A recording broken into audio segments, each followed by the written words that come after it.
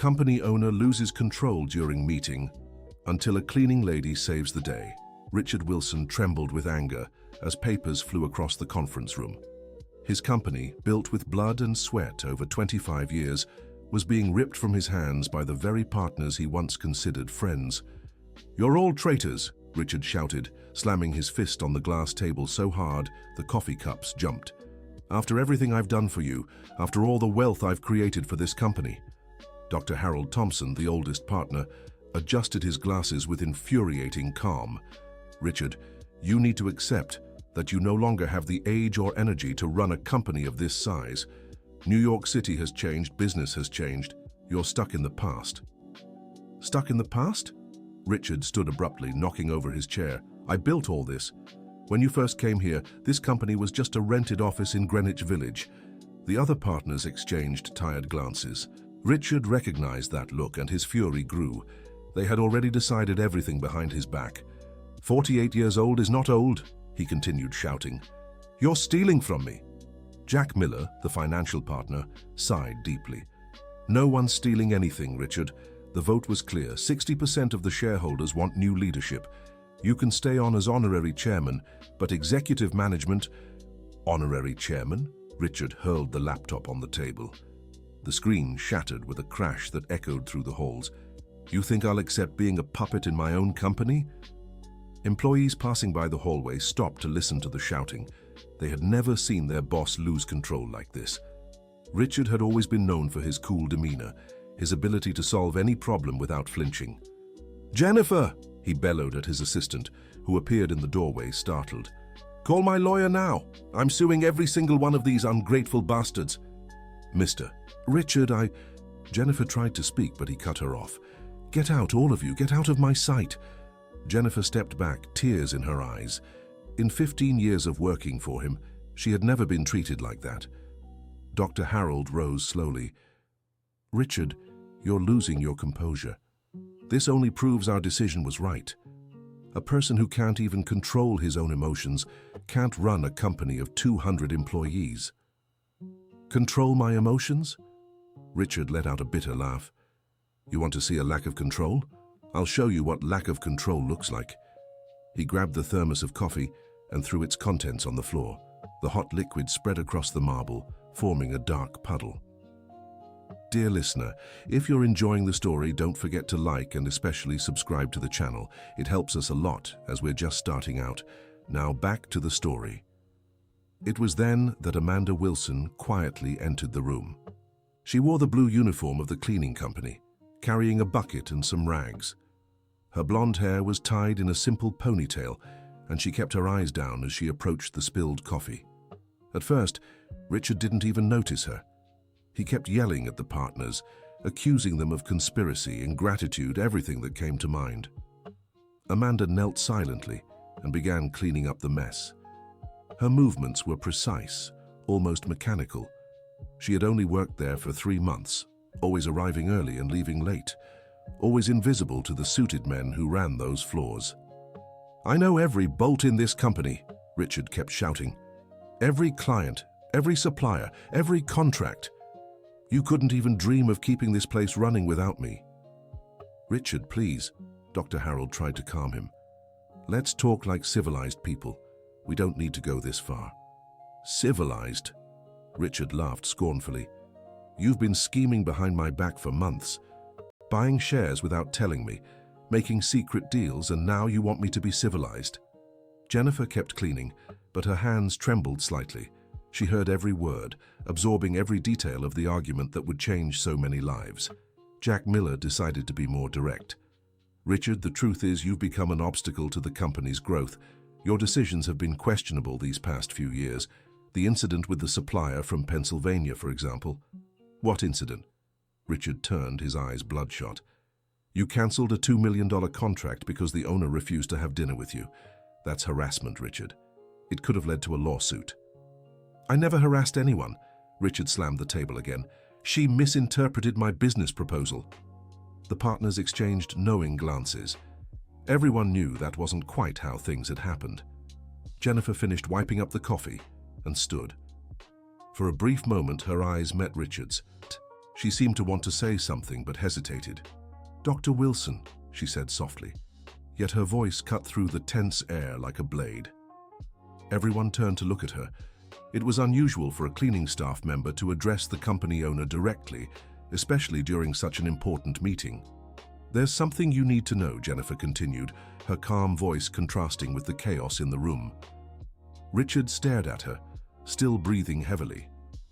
"March 15th, 1999, she said, letting the words hang in the air. "Melissa Wilson." The silence that followed was deafening. Richard paled as if he'd seen a ghost. His legs buckled, and he had to steady himself against the table to keep from falling. How do you know that name?" he whispered, all his earlier fury vanishing instantly. The partners watched in confusion. That date and name meant nothing to them, but it clearly devastated Richard. Jennifer took a deep breath. "Because Melissa Wilson is my mother." The revelation hit Richard like a punch to the gut. He collapsed into his chair, burying his face in his hands. March 15th, 1999. The date was seared into his memory like a brand. The day he abandoned the woman he loved because she was pregnant, and he couldn't let anything interfere with his plans to build a business empire. Dr. Harold tried to make sense of it.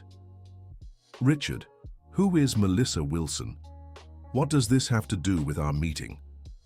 Richard slowly raised his head and looked at Jennifer. Now that he knew who she was, he could see Melissa's features clearly in her face.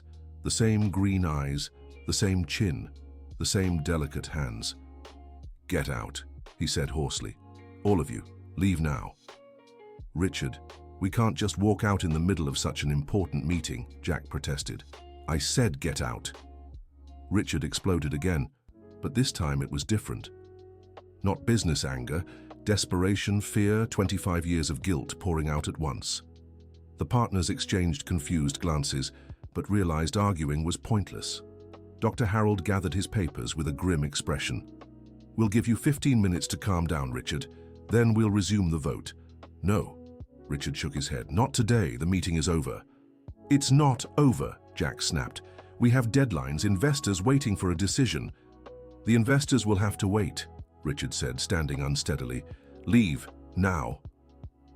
After much resistance, the partners finally left the room, leaving Richard alone with Amanda. The silence was deafening. Only the sound of the air conditioning and Richard's heavy breathing filled the space. Amanda remained standing, holding the cleaning bucket, waiting. Richard watched her as if trying to decipher an impossible riddle. "How long have you worked here?" he finally asked. 3 months, she replied, "since April." "And why didn't you ever say anything?" Amanda set the bucket down and pulled out a chair. She sat across from Richard, keeping a respectful distance. "Because my mother asked me to get to know you before introducing myself," she explained. "She wanted me to understand what kind of man you'd become." Richard felt a stab in his chest. "And what did you find out?" Amanda hesitated for a moment, choosing her words carefully. "I found out you treat employees as if they're invisible. I found out you yell at people who earn in a month what you spend on lunch. I found out you never say thank you, never ask how people are doing, never show genuine interest in anyone but yourself." Each word was like a knife. Richard knew she was right, but hearing it from his own daughter was unbearable. "But," Amanda continued, "I also found out other things." Richard looked up hopefully. "I saw you working until dawn to save 50 jobs when the competitor tried to buy out our clients. I saw you crying alone in your office when you found out Mr. Tony at the front desk had been diagnosed with cancer. I saw you using your own money to cover employees' health insurance when the company was struggling." Richard was stunned. He hadn't realized anyone had noticed those things. "And I saw you every Friday afternoon when you thought no one was looking, fiddling with a photo you keep in your drawer." Amanda pulled an old photo from her uniform pocket. "The same photo I carry with me."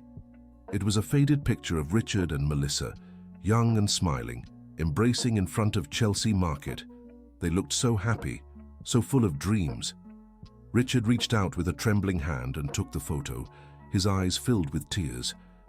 "Amanda," he whispered, You have no idea how many times I wanted to turn back, how many times I woke up in the middle of the night thinking about the two of you."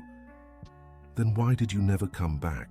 she asked. No judgment in her voice, only curiosity. Richard sighed deeply. "Because I'm a coward," he admitted. "Because I built an entire life trying to prove I made the right choice, and going back would mean admitting I wasted 25 years chasing things that don't matter." Amanda studied the man who was her father. He seemed smaller now, more fragile, more human. "My mother never spoke badly about you," she said softly. "Even when I asked why I didn't have a father, she always said you had important choices to make, and that those choices didn't mean you didn't love me." Richard openly wept now. "She was always a better person than I deserved," he sobbed. How is she?" Amanda's face darkened. "Not well," she admitted. "That's why she asked me to come to you. She wants to see you, Dad. She wants to make peace before..." "Before what?" Richard panicked. "She's sick. Pancreatic cancer. The doctors said there's not much they can do." Richard felt the world collapse. Melissa was sick, possibly dying, and he'd wasted all these years away from her and his daughter. "I need to see her," he said, standing abruptly. "Where is she?" "Which hospital?" "She's not hospitalized yet," Amanda reassured him. "She's at home, in Queens. But Dad, she doesn't want your pity. She wants you." The word Dad sounded like music to Richard. It was the first time he'd heard Amanda call him that. "And you?" he asked hesitantly. "What do you want from me?" Amanda thought for a moment. "I want to understand why my mother loved you so much that she could never love anyone else. I want to understand why she kept your photo all these years. And I want to know if the man she loved still exists somewhere inside this successful businessman." Richard sat back down, thoughtful. "Amanda, there's something you need to know about what happened here today," he said, changing the subject. "Your bosses, my partners, they're trying to push me out of the company." "I know," she replied calmly. "You know how? Because I clean their offices every night. I hear their phone calls, see the documents they leave on their desks. They've been planning this for months." Richard was surprised by her matter-of-fact tone. "And you never thought to warn me?" "I did," she admitted. "But first, I wanted to understand if you deserve to be warned." "And do I?" Amanda looked him straight in the eyes. "My mother always said people deserve a second chance, especially when that person is my father." Dear listener, if you're enjoying the story, don't forget to like and subscribe to the channel. It really helps us, who are just starting out. Now back to the story. Richard felt a mix of hope and terror. His daughter was offering help, but at the same time, she was giving him a chance at redemption, one he wasn't sure he deserved. "What exactly did you hear?" he asked. Amanda adjusted herself in the chair. "Doctor, Harold has been in contact with a group of international investors. They want to buy your share of the company for way less than it's worth. Jack Miller is up to his neck in debt because of his gambling-addicted son. He needs the money from this deal to avoid losing his house." Richard absorbed each piece of information with growing outrage. "Go on," he urged. "They know you'd never sell willingly, so they came up with this plan to force you out. They hired a private investigator to dig up dirt on your personal life." "An investigator?" Richard tensed. "That's how they found out about my mother and me," Amanda explained. "They know we're your family, and they were planning to use that against you if necessary." "Use it how?" Amanda hesitated but decided to be completely honest. "They were going to accuse you of harassing female employees, using the company for personal gain, hiring unqualified relatives. They were going to twist the truth to ruin your reputation." Richard was furious, but this time his anger was cold and calculated. "Those bastards," he muttered. 25 years of partnership, and this is what they do to me." "But I have something they don't know about," Amanda said with a small smile. "What?" "Recordings," she revealed, pulling a small device from her pocket. "Over the last 3 months, I've recorded dozens of their conversations discussing the plan. Not on purpose at first. I use this recorder for task reminders, and sometimes I'd forget to turn it off while cleaning their offices." Richard stared at the device as if it were treasure. When I realized what I'd recorded, I started doing it on purpose, Amanda continued. I have proof of everything. The secret negotiations, the deals with the investors, their plans to hurt you. Even a conversation where Dr. Harold admits you're the best manager the company's ever had, but that you have to go because you refuse to accept the changes they want to make. What changes? Cutting employee benefits, outsourcing production to countries with cheaper labor, firing all workers over 50 to hire younger ones who'll accept lower wages. Richard felt disgusted. These practices went against everything he believed in. Amanda, he said slowly, why are you helping me? Why not let them destroy me? It would be the perfect revenge for what I did to you and your mother.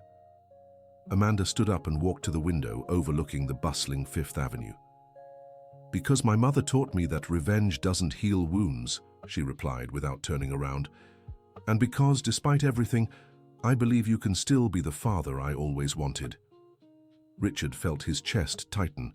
He rose and joined her by the window, standing beside his daughter. I don't know if I can be that man, he admitted. No one is born knowing how to be a father, Amanda reassured him, but anyone can learn if they truly want to. They stood in silence for a few minutes, watching the city below.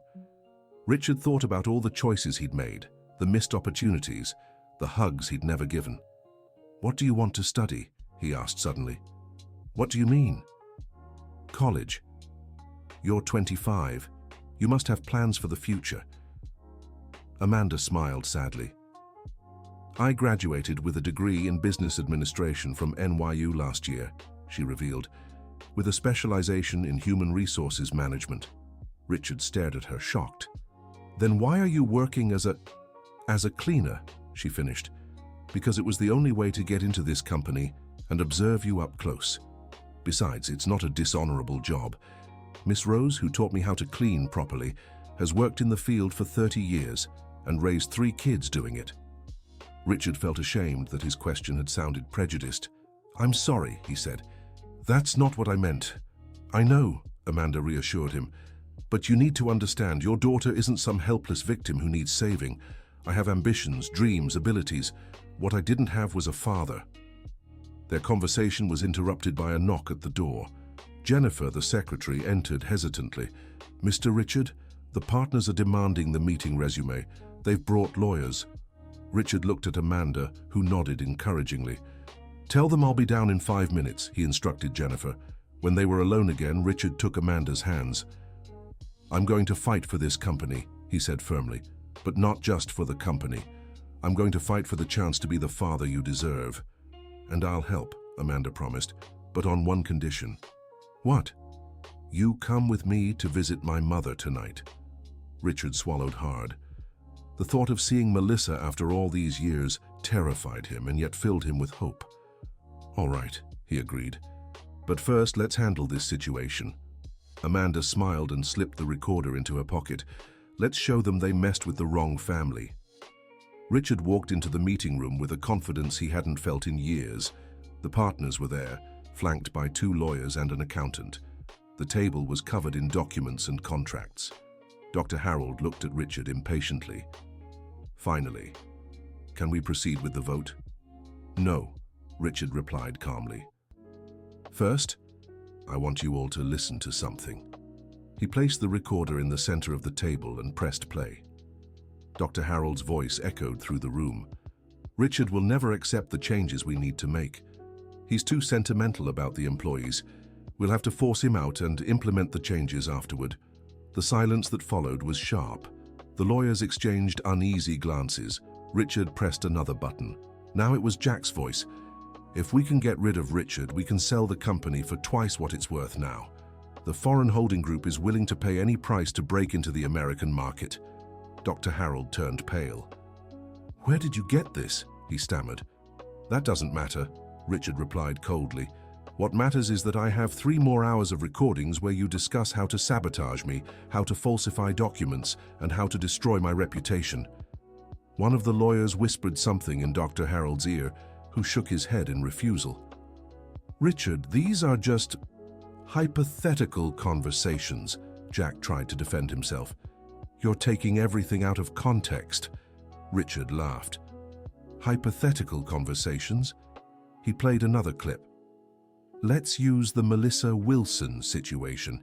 If he doesn't agree to leave voluntarily, we'll threaten to expose the family abandonment. That'll ruin his reputation in the market. Now it was Jack's turn to pale. They hadn't imagined Richard knew about Melissa. How did you? Dr. Harold began to ask, but Richard cut him off. 25 years of partnership, Richard said, his voice heavy with disappointment. 25 years building this company together, and this is what you do to me. Richard, we can explain, Jack tried. There's no explanation. Richard slammed his fist on the table, though this time with control. You want to sell the company. You want me out. You want to destroy everything we built. Fine, but you'll do it by the book. He turned to the lawyers. These recordings prove conspiracy to commit fraud, blackmail, and possibly other crimes. I'm sure the FBI would be very interested in investigating the dealings with that foreign holding company. The lawyers exchanged nervous glances. Cases involving foreign companies and possible money laundering were always messy. Dr. Harold made one last attempt. You can't use those recordings. They were made without our consent. They're illegal. Richard smiled for the first time that day. They were made by a company employee on company premises during work hours. Perfectly legal. Besides, he gestured to the security cameras, all our conversations are recorded by the surveillance system. I'll have IT recover every recording from the last 6 months. The tables had completely turned. Now the partners were the ones who looked cornered. Jack tried a different approach. Richard, let's talk like civilized people. Maybe we can reach an agreement that benefits everyone. An agreement? Richard stood up. Here's the deal. You have 48 hours to sell your shares in the company to me at market value. If you refuse, I hand these recordings over to the authorities and let the courts decide. That's blackmail, Dr. Harold exploded. No, Richard replied calmly. That's justice. You're the ones who tried to blackmail me first. The lawyers whispered something to the partners who looked visibly shaken. We need to discuss this privately, Dr. Harold finally said. You have until Friday. Richard set the deadline. Not a minute more. After everyone left the room, Richard stood alone for a moment, absorbing what had just happened. He'd won the battle, but he knew the war was just beginning. Amanda appeared at the door, still wearing her cleaning uniform. How do you feel? She asked. Relieved, Richard admitted, and terrified at the same time. Why? Because now I have to face something much harder than a business meeting, he sighed. I have to face my own cowardice. Amanda stepped closer and touched his arm gently. You don't have to face it alone. We're family now. Richard looked at his daughter and felt something he hadn't in decades, real, true hope. When do you want to go see your mother? He asked. Now, Amanda answered without hesitation. She's at home, waiting. Richard swallowed hard. Does she know you told me about you two? She does. Actually, it was her idea. What if she doesn't want to see me? What if it's too late to fix things? Amanda smiled tenderly. Dad, you spent 25 years thinking it was too late. Don't you think you've wasted enough time already? Richard nodded, gathering his courage. Let's go, he said, picking up the car keys. It's time for me to meet my family. The drive to Queens was mostly silent. Richard drove nervously while Amanda guided him with directions. As they moved away from the financial district and into simpler neighborhoods, Richard felt increasingly out of place. It's here, Amanda said, pointing to a small but well-kept house on a quiet street in Jamaica. Richard parked the car and sat for a moment, just looking at the house. There was a little garden in front with carefully tended flowers. A hammock hung on the porch, and he could see a woman sitting there, reading a book. That's her, Amanda said softly. Richard recognized Melissa immediately, even after all these years. She was thinner now, her hair graying, but she still had the same natural elegance that had captivated him in his youth. She looks, he began, but his voice faltered. Sick, Amanda finished. She is, but she's also strong, stronger than you think. Richard took a deep breath. What if I can't find the right words? Then just be honest, Amanda advised. Mom always preferred the truth, even when it hurts. They got out of the car and walked to the gate. Melissa looked up from her book and saw Richard. For a moment, time seemed to stop. 25 years of separation vanished in an instant. Melissa stood slowly and walked to the gate. She wore a simple cotton dress and house slippers, but to Richard she was still the most beautiful woman in the world. "Hi, Richard," she said, her voice as calm and soft as he remembered. "Hi, Melissa," he replied, barely able to speak. Amanda opened the gate. "I'll make some coffee for you two," she said diplomatically. "Dad, Mom has a lot to tell you." Richard followed Melissa to the porch. They sat in simple plastic chairs, keeping a respectful distance. "You haven't changed much," Melissa said with a small smile. "You still lie very well," Richard replied, trying to joke. Melissa laughed, and the sound made Richard's heart race. "Amanda told me about the meeting today," she said, "about the partners trying to undermine you." "Melissa, before we talk about that, I need to apologize." Richard leaned forward. "I need to ask forgiveness for being the biggest coward that ever lived." Melissa studied him carefully. "You don't need to apologize, Richard. You did what you thought was right at the time." "No," Richard shook his head. "I did what was easiest. I abandoned you and our daughter because it was more convenient for my selfish plans." Melissa sighed. "Richard, you were building a dream. I understand that." "No, you don't," Richard said, his voice rising. "You don't understand because you're too good of a person to grasp how petty someone like me could be." Amanda appeared with a tray, carrying a coffee pot and some cups. "Are you two fighting?" she asked worriedly. "No, sweetheart," Melissa reassured her. "Your father is just realizing that being hard on yourself is another form of cowardice." Richard looked at Melissa, surprised by the remark. "What do you mean?" "You spent 25 years punishing yourself for making a choice that seemed logical at the time," Melissa explained. "A 23-year-old kid, broke, with big dreams, finds out he's going to be a father. It's understandable that he'd be scared." "But I promised I'd come back," Richard protested. "I promised that as soon as the company took off, I'd come for you both." "Then why didn't you?" Richard fell silent for a long moment. "Because the more time passed, the more ashamed I felt. First it was a month, then 6, then a year. How could I come back after so long and say, 'Hi, remember me?'" "Exactly the way you did today," Melissa replied simply. Richard felt tears burning his eyes. "Melissa, you have every right to hate me. I deserve your hatred." "Richard," Melissa leaned forward and touched his hand. "I never hated you. I was hurt, of course. I felt angry at times. But hate, never." "Why? How did you manage that?" Melissa looked at Amanda, who was serving the coffee. "Because every time I looked at our daughter, I saw the best of you. Your curious eyes, your determination, your intelligence. How could I hate the man who gave me the greatest gift of my life?" Amanda blushed slightly. "Mom, you've always been dramatic." Melissa laughed. "It's true. Your father used to say I lost my composure easily." "I never said that," Richard protested. "Yes, you did," Melissa insisted playfully. "Remember the time we fought because you were 3 hours late for our date?" Richard smiled at the memory. "You threw popcorn at me in the theater." "And you got all sticky from soda," Melissa added. "The theater staff almost kicked us out." Amanda watched her parents' interaction with fascination. It was the first time she'd seen them together, and she could tell that despite all the years apart, there was still a special connection between them. "Mom," Amanda said hesitantly, "you never told me these stories." "Because they were memories that belonged to just the two of us," Melissa explained. "It wouldn't have been fair to share them without him here." Richard was moved by Melissa's thoughtfulness. "You've always been careful with other people's feelings," he said. "Even mine, after everything I did." Melissa grew serious. "Richard, there are things I need to tell you about all these years," she said. "Things Amanda doesn't know." Amanda looked at her mother curiously. "What kind of things?" Melissa hesitated. "Richard, do you remember Mr. Joe, who owned the auto shop near our old apartment. Richard nodded. Well, he'd always had feelings for me even before I met you.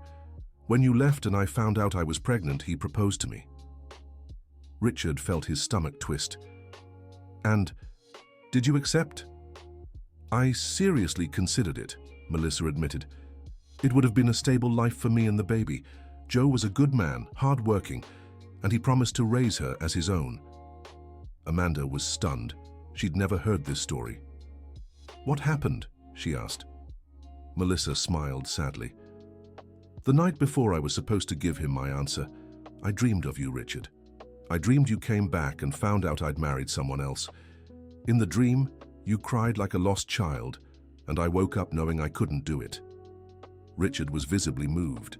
Melissa, it didn't end there, she interrupted.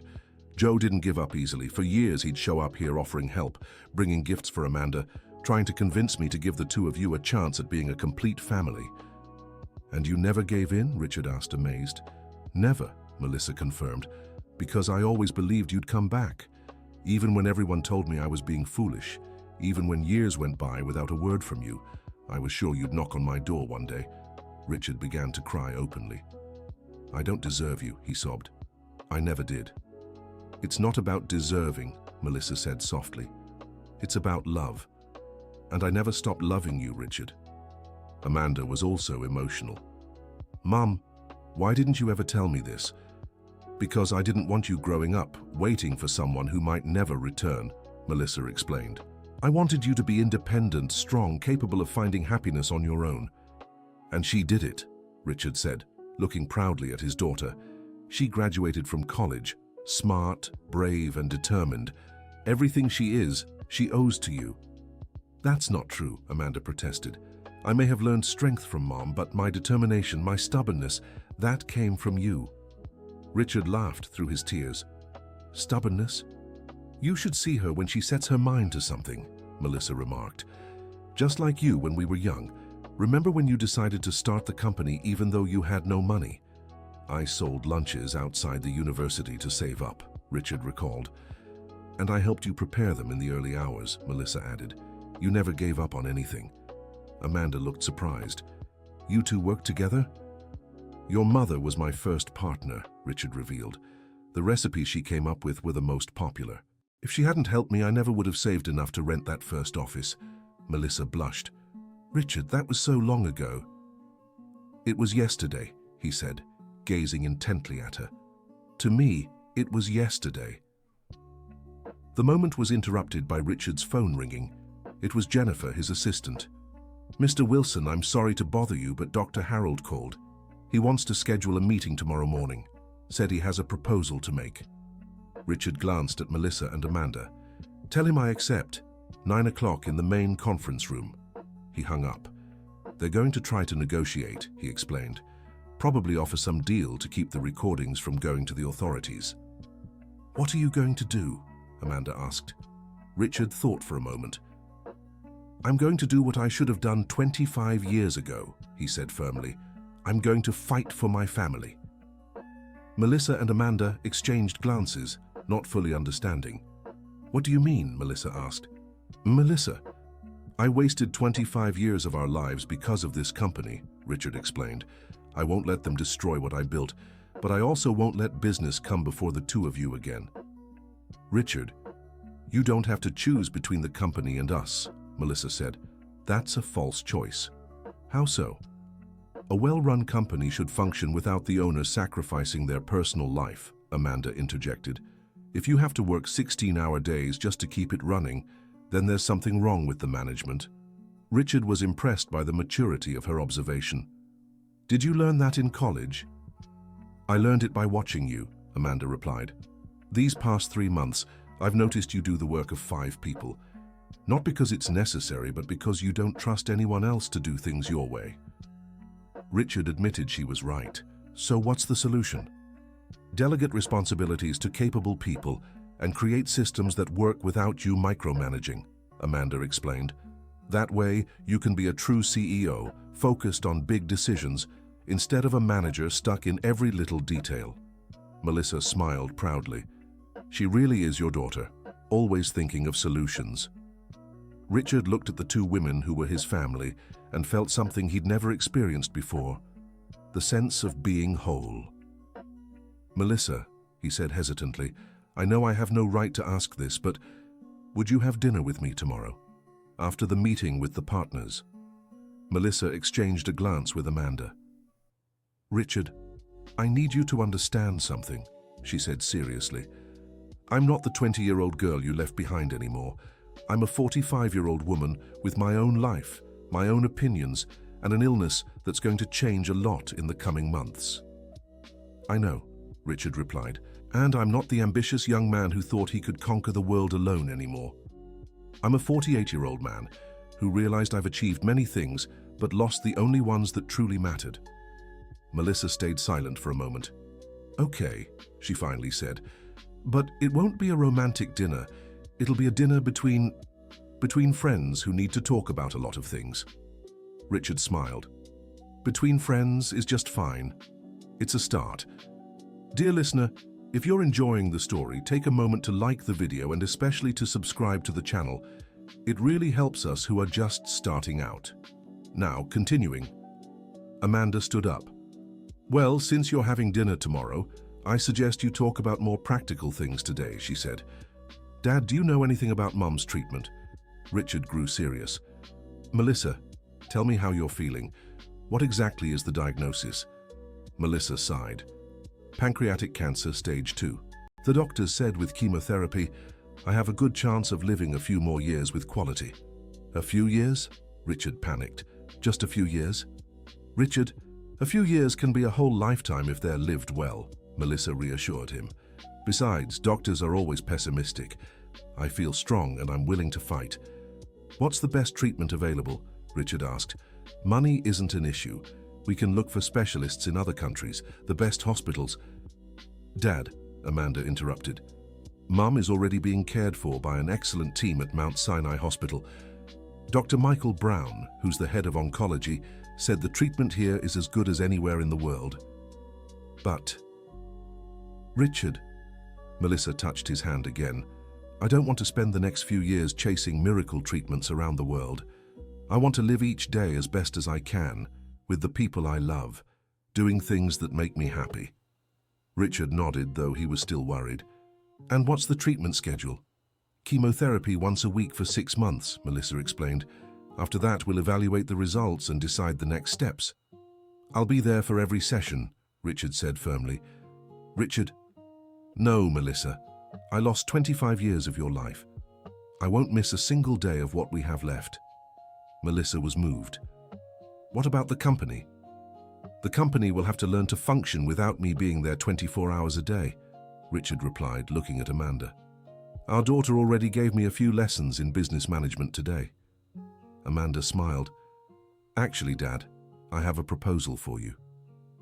"What kind of proposal?" "Let me work officially at the company," she said. "Not as a cleaner, but as an HR consultant. I can help you restructure processes, create more efficient systems, train new managers." Richard was intrigued. "You really think you can do that?" "Dad, I spent 3 months observing every department in the company.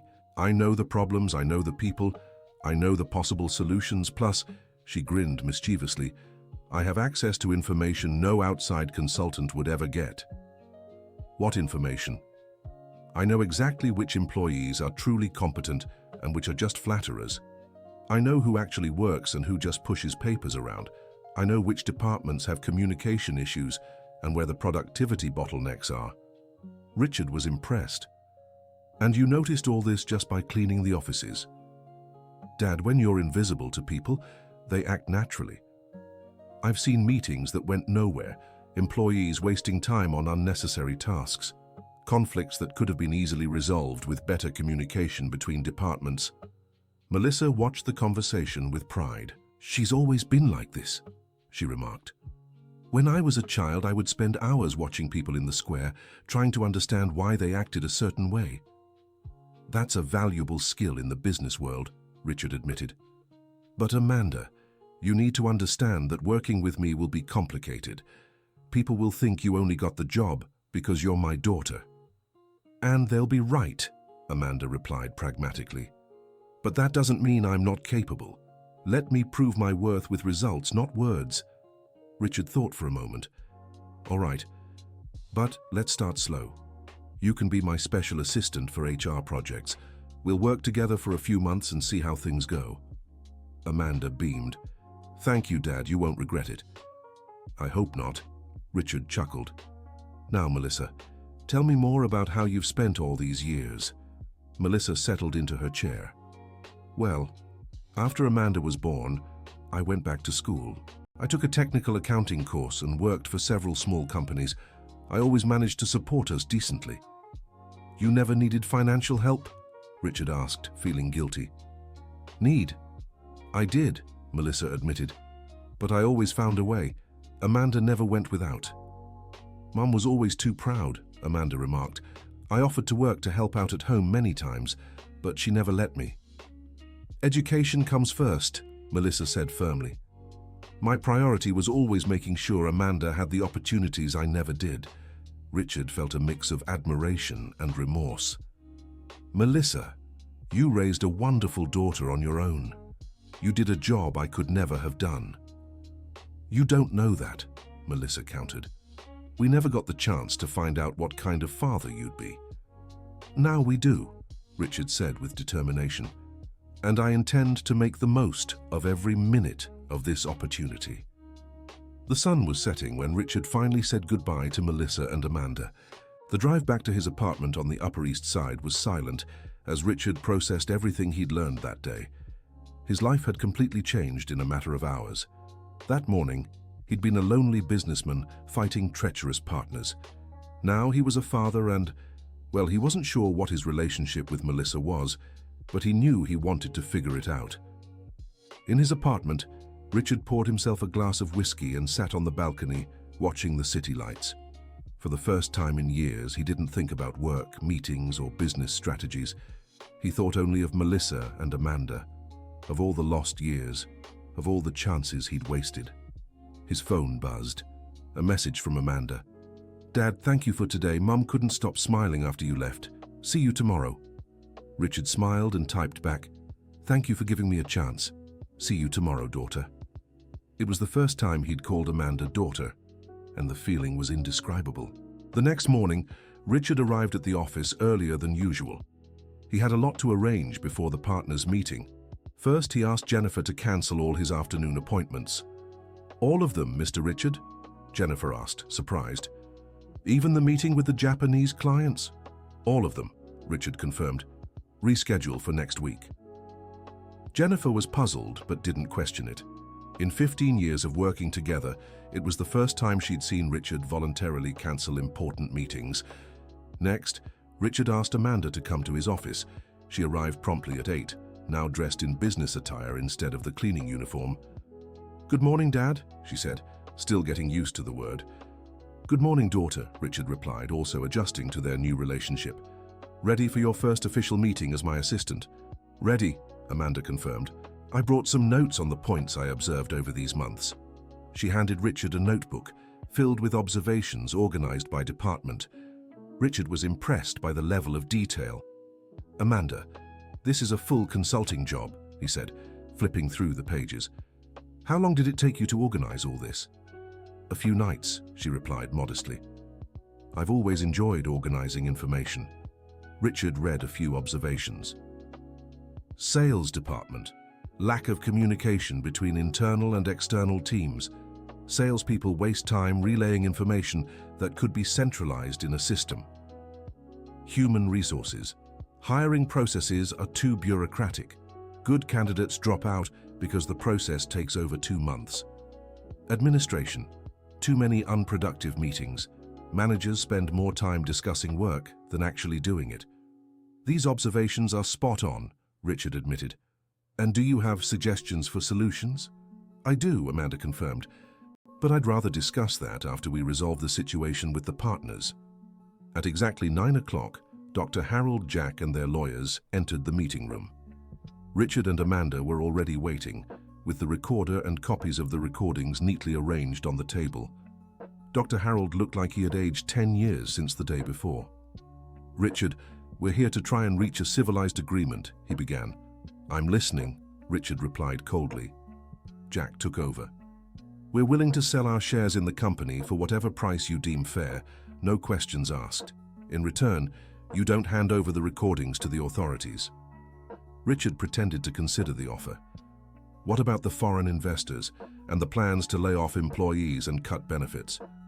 "Cancelled," Dr. Harold assured. "We won't do anything that could harm the company or its employees." "Interesting," Richard said. "But I have a few additional conditions." The partners exchanged nervous glances. "What conditions?" Dr. Harold asked. "First, I want an official letter from each of you admitting you tried to sabotage me and publicly apologizing." "Richard, that's humiliating," Jack protested. "No more humiliating than trying to destroy the reputation of a 25-year partner," Richard shot back. "Second condition, you'll sign permanent confidentiality agreements regarding all internal aspects of the company." "That's standard," one of the lawyers remarked. "Third condition," Richard continued, "and this one's non-negotiable. I want you to fund a professional training program for every employee in the company, including janitorial and maintenance staff." Dr. Harold looked surprised. "What kind of program?" "Technical courses, undergraduate degrees, graduate studies," Richard explained. "I want every employee to have the chance to grow professionally, no matter their current position." "That'll cost a fortune," Jack complained. "Exactly," Richard smiled. "Consider it compensation for the damage you tried to cause." Amanda watched the negotiation with admiration. Her father was standing firm, but he was also using the situation to benefit the employees. "Fourth and final condition," Richard concluded. "I want a healthcare fund created for employees and their families in cases of serious illness." "Richard, you're pushing it," Dr. Harold protested. "No," Richard stood up. "You're the ones who abused my trust. Now, either accept the terms or face the legal consequences of your actions." The lawyers whispered something to the partners, who looked increasingly resigned. "We need to discuss the figures," Dr. Harold finally said. "The figures are based on the company's latest valuation," Richard stated firmly. "No dice counts, no negotiation." After 2 hours of discussion, the partners finally accepted all the terms. The contracts would be signed the following week, and Richard would become the sole owner of the company. When they were alone, Amanda hugged her father emotionally. "You were brilliant," she said, "and you still managed to benefit all the employees." "I learned something today," Richard reflected. "A company is only strong when the people who work there are valued and respected." "And who taught you that?" Richard smiled. "A very wise cleaning lady." The rest of the morning was dedicated to bringing Amanda up to speed on the company's operations. Richard personally introduced her to all the department heads, explaining that she would be his new special assistant. The reactions varied. Some employees recognized her as the cleaning lady and were confused.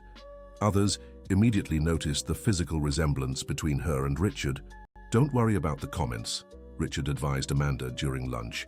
"In a few weeks, when they start seeing the results of your work, they'll forget how you got here." "I'm not worried," Amanda replied. "I know my worth, and I'm willing to prove it every day." Richard felt proud of his daughter's determination. "Amanda, can I ask you a personal question?" "Of course." Do you have a boyfriend? Someone special in your life?" Amanda smiled. "Yes, I do, Tyler. He's a gym teacher at the school where I tutor math on weekends." "Tyler," Richard repeated the name. "And does he know about me?" "He does," Amanda confirmed. "Actually, he was the one who encouraged me to reach out to you. He said everyone deserves a second chance to be happy." Richard felt grateful to the young man he hadn't even met. "When can I meet him?" "Whenever you want," Amanda replied. "But first, let's focus on Mom. She's our priority now." Richard nodded. Melissa was indeed the priority. The rest of the afternoon passed quickly. Richard introduced Amanda to the company's systems, explained the main processes, and began discussing the first projects she could develop. At 5 o'clock, Richard put the papers away on his desk. "I'll pick up your mother for dinner," he said. "Dad," Amanda called as he was leaving, "be patient with her. The illness sometimes makes her tired, irritable. Don't take it personally." Richard nodded and left the office with a racing heart. It would be his first private meeting with Melissa in 25 years. Melissa was ready when Richard arrived. She wore a simple but elegant dress and had made sure to apply light makeup. Richard thought she looked beautiful. "You look beautiful," he said as she got into the car.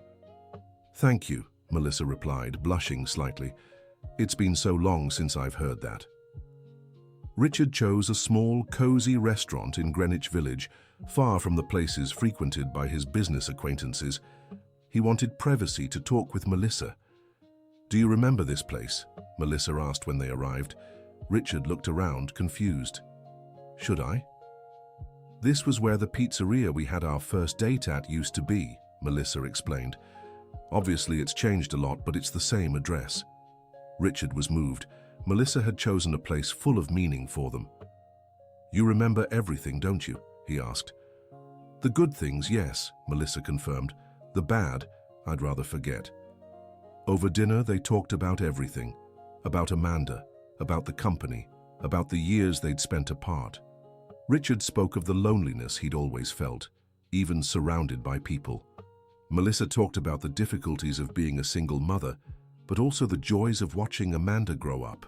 "Melissa," Richard said when they ordered dessert, "I need to ask you something, and I want you to be completely honest with me."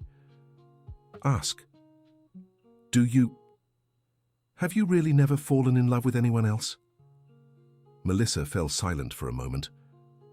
"Fallen in love? No," she finally answered, "but there have been a few special people." Richard felt a tightness in his chest. "What do you mean?" "Richard, I didn't become a nun when you left," Melissa said with a small smile. "I've had a few relationships over the years." "Serious relationships?" "Some more, some less," Melissa was honest. "But there always came a point where I'd compare the person to you, to what we had together, and I'd realize I was being unfair to them." Richard didn't know whether to feel happy or sad about this revelation. "And now," he asked hesitantly, "is there a chance we could try again?" Melissa looked him straight in the eye. "Richard, I need you to understand something very important," she said seriously. "We're not the same young, love-struck kids from 25 years ago. We're mature people now with different stories, different scars." "I know," Richard replied. "But does that necessarily have to be a bad thing?" "It's neither bad nor good," Melissa explained. "It's just different. If we're going to try something together, it has to be as the people we are today, not who we were before." Richard thought about this. "And what kind of person are you today?" Melissa smiled. "I'm a woman who's learned to be independent, who has her own opinions about everything, who won't accept being treated as fragile just because I'm sick. I'm someone who values honesty over convenience, who'd rather be alone than stay with someone out of obligation or pity."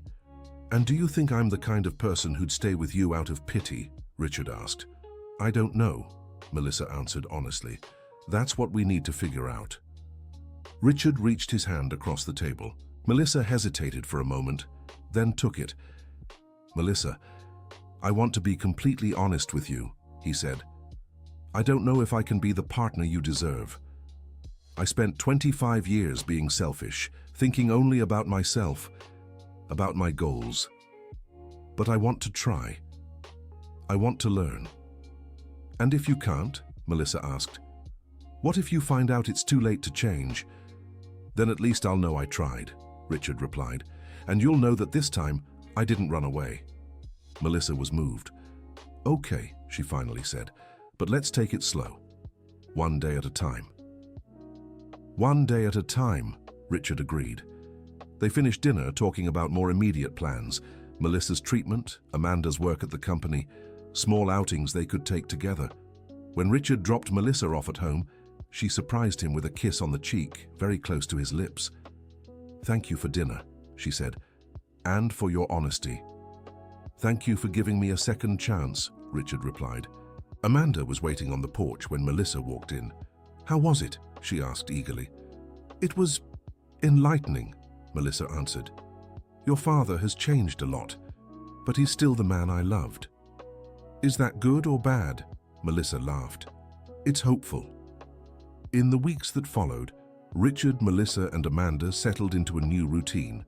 Richard accompanied Melissa to her chemotherapy sessions every Monday.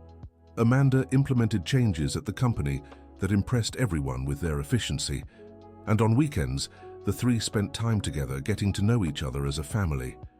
Richard introduced Amanda and Melissa to his few close friends. The reactions were surprised, but approving. Everyone noticed how Richard seemed happier, more relaxed. Melissa, in turn, introduced Richard to her neighbors and the few friends she'd made over the years. The welcome was warm, though some were naturally protective of Melissa. Melissa's treatment was progressing well. Tests showed the tumor had shrunk significantly, and she felt stronger and more energetic every day. 1 month after their reunion, Richard made an important decision. He called all the company employees for a general meeting. "Everyone," he began, with Amanda by his side, "I have some important announcements to make. First, starting next month, we will implement the professional development program we discussed. Every employee will have access to training courses, undergraduate or graduate degrees, with all expenses paid by the company." The employees applauded enthusiastically. "Second," Richard continued, "we've created a special medical assistance fund. Any employee or family member needing specialized medical treatment will have the company's full support." More applause. "Third," Richard smiled, "I'd like to officially introduce my special assistant for human resources projects, Amanda Wilson. Many of you already know her. From other contexts, Amanda will be responsible for optimizing our internal processes and improving workplace quality of life." Some cleaning staff shouted their support for Amanda, who was moved. Finally, Richard paused dramatically. "I want to announce that I'll be reducing my workload to focus on other aspects of life. The company will run smoothly because we have competent professionals at every level." After the meeting, Amanda went to Richard's office. "Dad, are you sure about cutting back your hours? Won't the company have problems?" "Amanda, you've spent a month proving to me that the company can thrive with more efficient processes and motivated people," Richard replied. "I trust the work you've been doing. But what if something goes wrong?" Richard smiled. "Then we'll figure it out together. That's what family is for." That evening, Richard had dinner at Melissa and Amanda's house. It was an ordinary Thursday, but Richard realized he was experiencing something he never had before, the feeling of truly belonging to a family. "Melissa," he said after dinner, while Amanda was washing the dishes, "can I ask you something?" "Of course." "Are you happy with this situation of ours?" Melissa thought for a moment. "I am," she answered. "Happier than I've been in a long time. And you?" "I'm learning what happiness is," Richard admitted. "All these years, I confused success with happiness. Now I'm discovering the difference." "And what's the difference?" "Success is something you achieve alone," Richard explained. "Happiness is something you share." Melissa leaned in and kissed Richard softly on the lips. It was their first kiss in 25 years. "I love you," she whispered. "I love you too," Richard replied. "I never stopped loving you." Amanda returned from the kitchen and found her parents embracing. "Finally!" she exclaimed. "I've been waiting for this for weeks." Richard and Melissa laughed. "You're not surprised?" Richard asked. "Dad, anyone who saw you two together could tell you're still in love," Amanda answered. "You spent all your time gazing at each other like teenagers." Melissa blushed. "Was it that obvious?" "Obvious," Amanda confirmed, "but beautiful to see." 3 months later, Melissa's tests showed she was completely cancer-free. The doctors were surprised by how quickly she recovered, but credited the success to the combination of medical treatment and emotional well-being. Richard threw a surprise party to celebrate. He gathered all the company employees, Melissa's neighbors, the few remaining relatives, and the friends they'd made over the years. During the party, Richard gave an emotional speech. "A few months ago, I was a man who had everything and nothing," he began. "I had a thriving company, but no family. I had professional success, but no love. I had money, but no purpose." Melissa and Amanda watched him with pride. "A cleaning lady changed my life," Richard continued. "Not just because she saved my company from betrayal, but because she gave me back my family." Amanda was moved. "Amanda," Richard turned to his daughter, "you taught me that courage isn't about not being afraid. Courage is doing what's right, despite the fear.